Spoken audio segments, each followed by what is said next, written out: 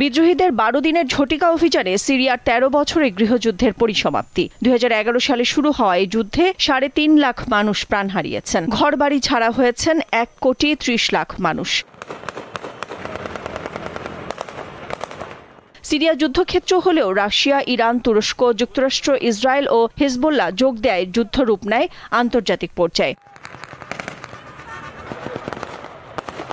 বিশ্লেষকরা বলছেন এ কারণেই বাশার আল আসাদ সরকারের পতনের পরে মধ্যপ্রাচ্যের ভূ রাজনীতিতে বড় ধরনের একটি পরিবর্তন অনিবার্য হয়ে উঠেছে।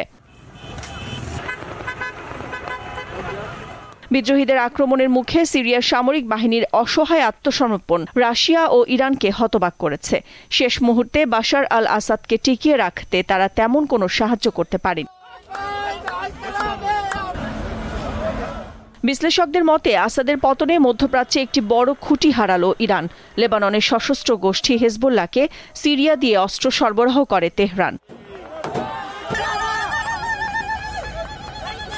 বাশার আল আসাদের পতন রাশিয়ার জন্য বড় ধাক্কা, কারণ সিরিয়ায় বাশার আল আসাদকে ক্ষমতায় টিকিয়ে রাখার লড়াইয়ে পশ্চিমা সাম্রাজ্যবাদের বিরুদ্ধে নিজেদের লড়াই হিসেবে মনে করত রাশিয়া। অন্যদিকে সিরিয়ায় 14 বছরের গৃহযুদ্ধের বিজয়ী হিসেবে আবির্ভাব ঘটেছে তুরস্কের। আসাদের পতনের মাধ্যমে দুই প্রতিদ্বন্দ্বীর ক্ষমতা খর্ব করতে পেরেছে আঙ্কারা। সিরিয়া হয়ে ইউরোপ ও পারস্য উপসাগরকে যুক্তকারী ভৌগোলিক করিডোরের নিয়ন্ত্রণ পাচ্ছে তুরস্ক।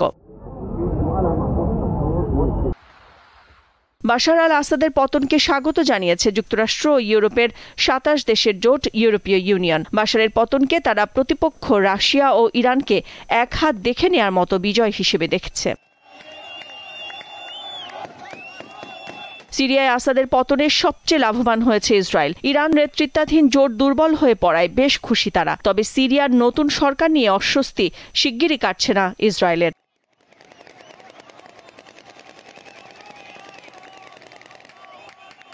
নাদিরা জাহান, দীপ্ত বার্তা কক্ষ।